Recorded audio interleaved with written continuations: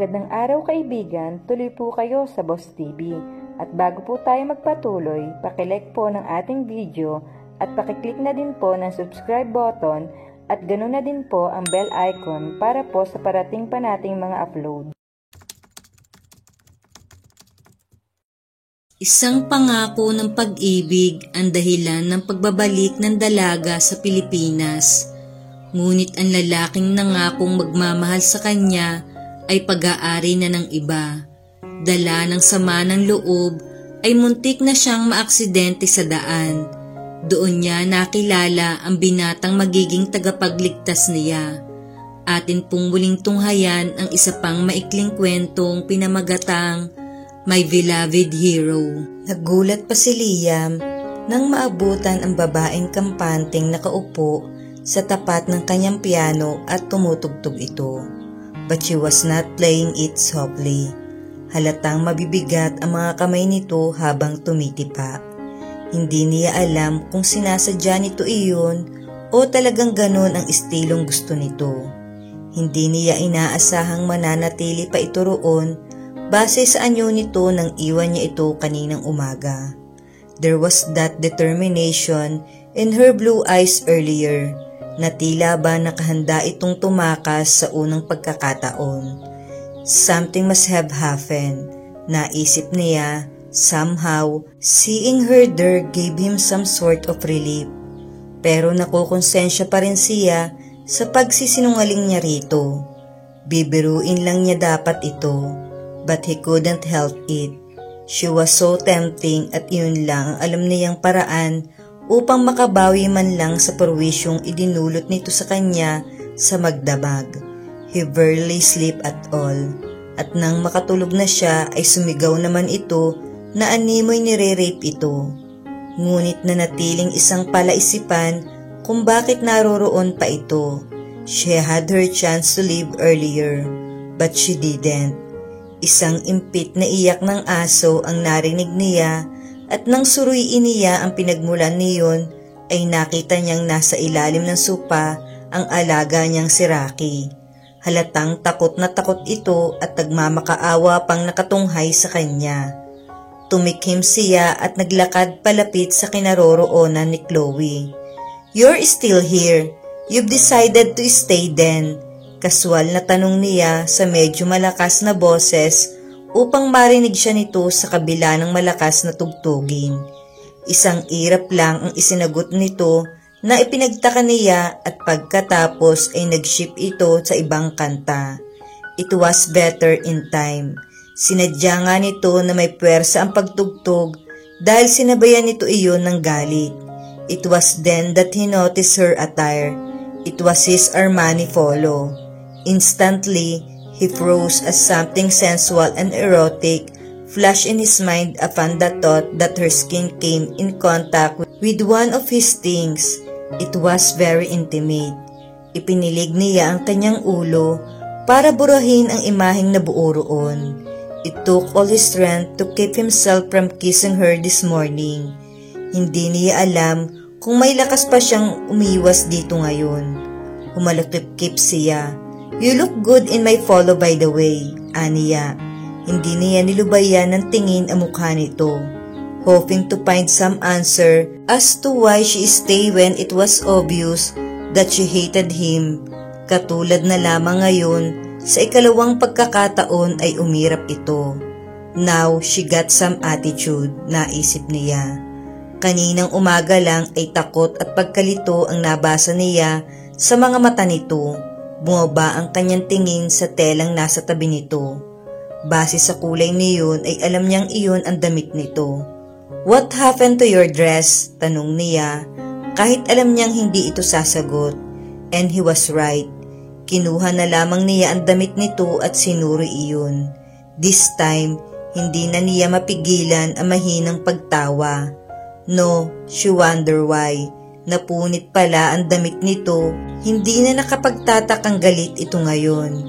At nagkaroon na rin ng sagot ang katanungan sa isip niya kanina kung bakit nasa ilalim ng sopa si Rocky. "So, you find it funny?" Galit na tanong nito at biglang huminto sa pagtugtog. Bumaling siya rito. Nakatayo na ito ngayon at nakapamaywang pa habang ang mga mata nito ay lalong tumingkad ang kulay. He tried to stifle his laughter for her sake kahit pa alam niyang ipagkakanulo siya ng kanyang mga mata. Let me guess. No, hindi na kailangan dahil obvious naman kung ano ang nangyari sa damit ko, hindi ba? And that's because of your stupid dog. Lalong nanlisik ang mga mata nito sa galit. Wait, baka naman iniwan mo sa sahig ang damit mo. Isinabit ko sa upuan sa silid mo to keep it clean and dry so I could still wear it after my bath. Then, here comes your damn dog na sa tingin yata sa damit ko'y laruan niya. Kailangan pa akong makipag-tug of war sa kanya only to find out it's already ruined. Frustrated na pahayag nito at ibinagsak ang mga kamay sa piano. Naglikha iyon na tila pang horror na tunog. Rocky is not a damn dog. He's a pet dog. Hindi mo siya siguro pinansin the whole day, kaya pinaglaruan niya ang damit mo. He could imagine her running around his house naked. For all I know, baka sinadya mo iyon. Sinadya mong pakawalan niyang walang kwenta mong aso to ruin my dress so you could keep me here na parang isang preso. Sigaw nito na ang anyo ay tila ba kakalmutin siya sa mukha anumang oras. Mabilis na kumilos siya at hinawakan ito sa magkabilang braso. Parang isang preso.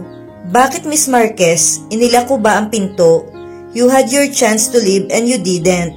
That because of your damn stupid dog, natawa siya. Narinig mo na ba ang kasabihan, kung gusto ay maraming paraan at kung ayaw ay maraming dahilan? At anong ibig mong sabihin, Aber? Nothing. What made you think na ayaw kong umalis sa lugar na ito? This place is creepy. Walang creature comfort at napaka-boring pa ng interior. Panlalait niya sa bahay niya dahilan upang magpanting ang kanyang mga tainga. Yet you stay and you don't dare mock my house. Dahil kung hindi kita dinala rito, hulaan mo na lang kung saan ka posibleng nagising kaninang umaga. Hahalikan talaga niya ito. Hindi niya inaasahang kay daling mag-transform nito from the mere kitten to a roar tiger. Dahil nga napunit ang damit ko, it's all your fault, sigaw nito na parang walang narinig. Me? Ang alam ko, ikaw ang nakipag-tug of war kay Rocky. How come it my fault now? Dahil kung hindi mo ko dinala sa pangit na lugar na ito, that was it. Hindi na niya matatagalan pa ang panlalait nito sa bahay niya, kaya isiniil na niya ito ng halik, punishing her. Sa simula ay nagpupimiglas ito, but he didn't budge. He backed her toward the couch at patuloy itong hinalikan. If I didn't bring you here, sweetheart, you would have had worse, bulong niya. Akmang sasagot ito, ngunit hindi niya ito binigyan ng pagkakataon. He kissed her again hungrily. Nang lumaon ay naramdaman niyang sinikap nitong tumugon sa kanyang halik sa paraang alam nito at nagulat siya nang ma-realize na hindi ito marunong humalik. And he vowed to teach her kahit iyon man lang ang iiwan niyang alaala rito. Chloe, bulong niya sa pangalan nito. Ordinaryo lamang ang pangalang iyon kung tutuusin, but with her, it became very special, like a song he could sing forever in silence.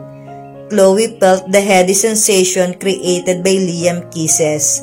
Tila madudurog ang kanyang mga labi sa pagpaparusa nitong mga halik. Ngunit sa halip na masaktan ay kakaibang sensasyon ang kanyang naramdaman. It was her very first kiss.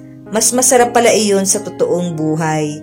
Dumaloy ang init niyon sa kanyang katawan na tila ba ibinabad siya sa apoy. Natagpuan na lamang niya ang kanyang sariling, pilit tinutugon ang halik nito. The more he kissed her, the more she wanted to be kissed. Tila may puwersa na humihigop sa buo niyang lakas. Hinihila siya. Isang mahinang ungol ang tumakas sa kanyang lalamunan as his tongue caressed her mouth. Wala siyang pagpipilian kundi ang pagbigyan ito, accommodating his wandering tongue inside her mouth. Bumaba ang isang kamay nito sa kanyang bayawang at hinapit siya palapit sa katawan nito, habang ang isa naman ay abala sa pagtanggal ng botones sa suot niyang polo. Noon lamang niya naalalang nilabhan pala niya ang kanyang underwear at kasalukuyang pinatutuyo iyon sa banyo, leaving her with nothing on underneath his polo. Doon siya nagpanik. Kailangang pigilan niya ito sa ginagawa.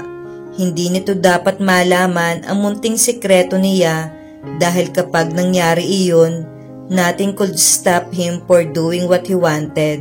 Iisipin nitong gusto niya ito. Ngunit tila isang bakal ang tigas ng dibdib nito nang subukan niya itong itulak. Sa halip ay siya ang naitulak nito pahiga sa couch. It's okay, bulong nitong bahagya lamang lumayo ng ilang pulgada sa kanyang mukha bago siya nito muling siniil ng halik. God, you're beautiful. At tuluyan na nitong natanggal ang lahat ng botones, exposing her naked body. At sinisikap niyang takpan ang kanyang kabuuan. No, nangihinang sambit niya. What was it with his touch that made her feel so weak? I'm not gonna hurt you, sweetheart. Trust me. Bulong uli nito at muling inangkin ang kanyang mga labi. This time, he was very gentle, na tila ba ingat na ingat ito sa kanya. Hindi niya dapat pagkatiwalaan ito. She only knew his name and what he did for a living, ngunit hindi sapat iyon upang magtiwala siya rito. Ni apelyido nito ay hindi niya alam. No, don't, sigaw ng kanyang isip, nang maramdaman ng isang kamay nito sa kanyang dibdib. Muli ay sinubukan niya itong itulak, yet the only thing she was accomplished as far as to clinging tightly on his neck, na tila ba nakasalalay doon ang kanyang buhay. Unti-unting binubura nito ang anumang pagtutol sa kanyang isip, hanggang tuluyang nalunod ang kanyang protesta sa mga halik nito, leaving only fire trailing his magical finger. Noon biglang nag-ring ang cellphone nito, dahilan upang maputol ang mainit na sandaling iyon. Sinubukan nitong baliwalain ang sino mang tumatawag, pero hindi tumigil sa pagtunog ang telepono nito. He muttered an oath under his breath bago nito hinugot mula sa bulsa ng pantalon ang maingay na cellphone. Hello! Naiiritang bati nito sa tumawag. Ang mga mata nito'y nanatiling nakatutok sa kanya. Oo, si Liam Gonzaga nga ito. Who's on the line? Liam Gonzaga. Iyon ang totoo nitong pangalan. At least nalaman niya iyon bago pa man naganap ang hindi dapat mangyari sa pagitan nila. Where was her mind at kay dali niyang nagpadala sa kanyang damdamin. What? Repeat what you said? Bulyaw nito sa kausap na ikinagulat niya. Halatang hindi maganda ang pinag-uusapan nito at nang nasa kabilang linya, kaya tumayo ito mula sa pagkakadagan sa kanya at naglakad patungo sa isang sulok. Nakahinga siya ng maluwag dahil wala ng bigat ang katawan nito. Sinamantala niya ang pagkakataong iyon upang ayusin ang kanyang sarili at muling isara ang mga botones na ekspertong natanggal nito. Muntik nang may mamagitan sa kanila at kung hindi pa tumunog ang cellphone nito, hindi niya alam kung saan siya hahantong. Magkahalong inis at kahihiyan ang naramdaman niya sa sarili. She hated herself for acting like a wanton in his arm and she hated him for embarrassing her. Bakit ba siya nito hinalikan na lang basta? I'm not sorry, sambit nito na ikinalingon niya sa kinaroroonan nito. Tapos na itong makipag-usap sa cellphone at nanatiling nakatayo ito sa isang sulok. His face contoured into a dark scroll.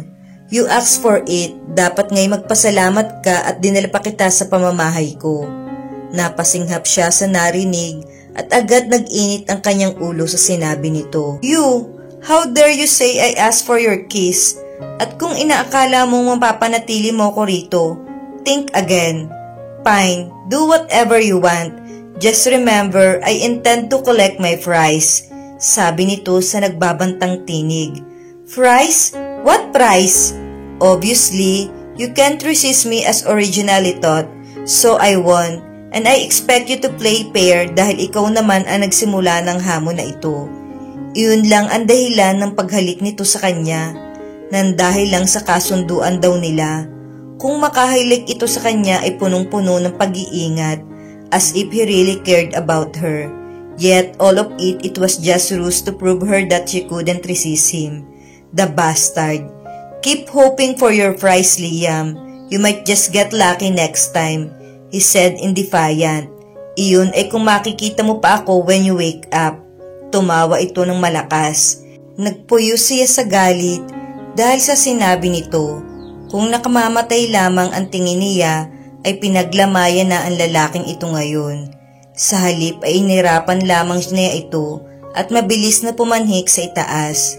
Bakit ba lagi siyang nadidikit sa mga walang kwentang lalaki? Una ay si Jasper na hindi man lang nag-abisong ikinasal na pala. Pangalawa ay ang lalaking ito na humalik sa kanya na walang ibang hangad kundi ang kinunsiya. Wala na bang matinong lalaki ngayon? Napapailing na lang si Liam nang marinig niya ang malakas na pagsara ng pinto sa itaas. Kasunod niyon ay ang pag-click ng lock. Sakalang lumapit sa kanya si Rocky at naglambing. Agad naman niya itong binigyan ng pagkain dahil sa malamang ay wala sa bokabularyo ni Chloe na pakainin ang alaga niya. Lalo pa at napunit ng aso ang damit nito. Alam niya lalo pa itong nagalit sa sinabi niya. He didn't want to snap at her that way. Ngunit iyon lang ang alam niyang paraan upang maitago ang sarili niyang kahihiyan. Bagamat nagalit siya, ay lihim siyang nagpapasalamat sa taong tumawag kanina. Naputol niyon ang kamunduhang naghahari sa kanyang isip habang hinahalikan si Chloe. Damn, simula pa lang ay alam niya ng mali ang ginagawa niyang pagsisinungaling dito. But he couldn't resist it. She was too pretty and too vulnerable for him to simply let go. The moment he saw her, napukaw na nito ang protective instinct niya. Dahilan kung bakit kailangan niyang mag-imbento ng kwento just to make her stay a little longer. Pero kung aalis man ito, wala siyang magagawa. But now that her dress was ruined, the chance of her escaping was very slim. Maliban na lang kung maglalakas loob itong lumabas ng kanyang property nang walang damit. Umugot siya ng malalim na hininga, nang maalalang walang suot na panloob ang babae kanina. Alam ba nitong dahil sa kaalamang iyon, ay hindi na naman siya makakatulog ng maayos sa gabing iyon. Sakit lang ng ulo ang dala nito sa buhay niya. Who are you to play with my destiny, Chloe? Or I with yours? Tanong niya sa sarili habang matamang nakamasid sa pinto ng silid na kinaroroonan nito. Bakit napakahalaga sa kanya na manatili ito roon kahit sa loob ng ilang araw lang? Ito ang kauna-unahang babaeng dinala niya sa hideout niyang iyon. Ito rin ang unang babaeng pinakitaan niya ng matinding respeto. Other woman would have ended in his bed the first time, yet Chloe was different. She could make him lose control, yet he couldn't do to her what he did with the other woman in his life. Sa unang pagkakataon, naging mas mahalaga para sa kanya na makuha ang tiwala at paghanga ng isang babae. Even Sheena didn't elicit this kind of response from him. He had to make it up to his guest soon. Saka niya naalalang may sorpresa pala ito siya rito kinabukasan. Sana'y magustuhan nito ang hinanda niya para dito. Muli niyang hinaplos si Rocky bago tumuloy sa isang guest room na pansamantala niyang gagawing silid. Walang hiyang lalaki iyon. Bakit ba kasi niya ako dinala sa pesteng lugar na ito? Nagngingit-ngit si Chloe habang naglalakad siya palabas ng bahay ni Liam. Nasuot pa rin ang polo nito at ang high-heeled shoes niya. Napagdesisyonan na niyang umalis ng bahay nito kahit gano'n ang ayos niya. Alam niyang nakakatawa siyang tingnan, but she could always use fashion as an excuse for wearing oversized polo na hanggang hita niya ang haba. Wala siyang magagawa roon. Hustong nananakit na ang kanyang mga binti sa paglalakad ay narating niya ang main gate ng subdivision. She cast a wary look at the guard dahil nakanganga ito nang dumaan siya, looking at her from head to toe. Nang makalabas siya ng gate ay lalo pang nadagdagan ang kanyang pagkadismaya. The road ahead was empty. Tanging ang naglalakihang mga puno sa tabi ng daan ang nagsisilbing tila sentinel na nakatayo roon. But it was too late to turn back now. Kapag bumalik siya, siguradong mauulit ang nangyari ng nagdaang gabi. Who knows kung ano ang gagawin ni Liam sa susunod. There wouldn't be any phone calls to distract him the next time around for sure. Hindi siya ganung kadesperada upang hayaan ito sa gusto nitong mangyari. Kahit pa lumulundag at tila umaawit ang kanyang puso, habang hinahalikan siya nito ay hindi pa rin sapat iyon upang manatili siya roon. So, she took a step forward. Bawat hakbang ay tila parusa dahil sa taas ng heels na suot niyang sandals. Hindi niya alam kung ilang oras na siyang naglalakad at kung hindi pa dahil sa mga punong nakahilera sa daan, ay tiyak niyang hinimatay na siya sa tindi ng sikat ng araw. Nanlalabo na rin ang kanyang mga mata dahil sa gutom at uhaw. Pesteng pustahan yan, sabi niya. How could she be held responsible for a bet she couldn't not even remember? Naku, humanda ang lalaking iyon. If I die today, mumultuhin kitang Herodes ka. Napatigil siya nang maaninag ang papalapit ng sasakyan mula sa di kalayuan. She could only hope na matulungan siya ng driver ng sasakyang iyon at ihatid kahit sa lugar na maraming pampublikong sasakyan na maghahatid sa kanya sa bayan. Huminto ang sasakyan at umibis doon ang isang lalaki. Napasinghap siya nang makilala ito. It was Liam, the very man she was running away from. Agad nagdilim ang anyo nito nang makababa ito ng sasakyan. Bakit kung kailan malayo na siya sa bahay nito, ay ito pa ang nakatsyempo sa kanya? Just what are you trying to do in that outfit? Bulyaw nito sa kanya na halos ikabingin na niya. Ang isang kamay nito ay automatikong humawak sa kanyang braso. At anong gusto mong gawin ko? Maglakad na walang damit? Aniya, trying to break free from his grasp, ngunit tila isang clam iyon na mahirap alisin. Let me go. Damit, Chloe. At ano ang gagawin mo kung hindi ako dumating? Maglalakad ka until you die from your foolishness. Did you ever consider your safety, for crying out loud? What do you want to keep me here? Why can't you just let me go? Kung ibibigay ko ba sa iyo ang gusto mo, ihahatid mo na ako sa bayan. Naluluha niyang sambit. Ang nais lamang niya ay makalayo rito, ngunit maging iyon ay tila napaka-imposibleng mangyari. Nang hindi ito sumagot ay muli siyang nagsalita. Then, take me now. Take all of me at nang matapos na iyang kahibangan mo and I can go on with my life. Liam winced at Chloe's words. His guilt was slowly eating him inside.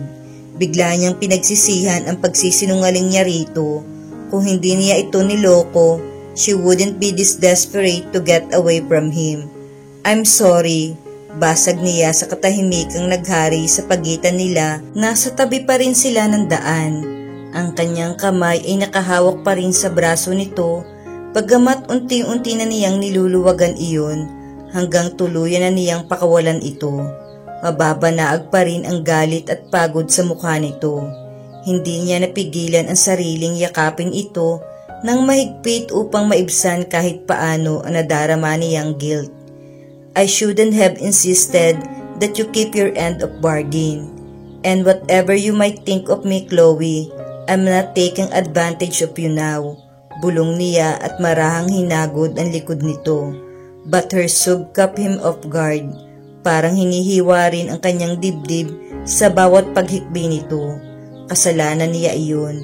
Galit siya sa lalaking nagpaiyak dito, but he was actually doing that to her now. Pagod na ako. I just want to go back to New York and forget all of this. Forget him. Anito sa pagitan ng paghikbi. Him. Alam niya kung sino ang tinutukoy nito. The man who broke her heart. He cursed himself silently dahil naging makasarili siya. Ni hindi pumasok sa isip niya na ang babaeng nasa kanyang mga bisig ay may dinaramdam. Ngunit agad nawala ang tamang direksyon ang kanyang isip kapag kaharap na niya ito. Lying to her about their so-called deal was one thing. Do you want to leave now? May ticket ka na ba pauwi? Tanong niya rito. Naamoy niya ang kanyang shampoo sa buhok nito na malamang ay ginamit nito kanina. Naramdaman niyang umiling ito. He needed to be careful from now on kung nais niyang magtiwala uli ito sa kanya. Marahan niyang ikinulong sa dalawang palad ang mukha nito at inangat iyon paharap sa kanya. A mixture of fear and confusion were evident in her deep blue eyes. "Come home with me. Let me take care of you," bulong niya. Nabasa niya ang panik sa mga mata nito. "Well, call the airlines company and book your flight back to New York. I promise, hindi ko hahayaang maulit ang nangyari kagabi," sabi niyang umaasang papayag ito. Ngunit nanatili lamang itong nakatitig sa kanya na tila ba binabasa ang kanyang isip. Nanunuot sa kanya ang mga mata nito na kasing asul ng malalim na dagat. Makaraan ng ilang sandali ay nagbaba ito ng tingin, ngunit sa halip na magsalita ay muli lamang nitong idinikit ang mukha sa kanyang dibdib at nagpatuloy sa paghikbi. Nakahinga siya ng maluwag. It was a good sign. Ibig sabihin, pumapayag ito. Binuksan niya ang bibig ngunit muli ring isinara, not knowing what to say, not trusting him to utter a word again. Hinigpitan na lamang niya ang pagyakap dito and kissed the top of her head. Nang hindi na ito nagsalita ay pinangko niya ito at pinasok sa kanyang sasakyan. Alam niyang iyon ang simula ng pagbabago sa takbo ng kanyang buhay. Alam ni Chloe na hindi siya dapat sumama kay Liam pabalik sa bahay nito. Ngunit lahat ng alalahanin niya ay naglaho nang yakapin siya nito ng mahigpit. Tila nakatagpo siya ng kakampi ng mga sandaling iyon. Kailangan din ba siya nitong yakapin tuwing umiiyak siyang katulad ngayon? Lalo siyang napahagulhol. She was 27 now, lost and more confused than before.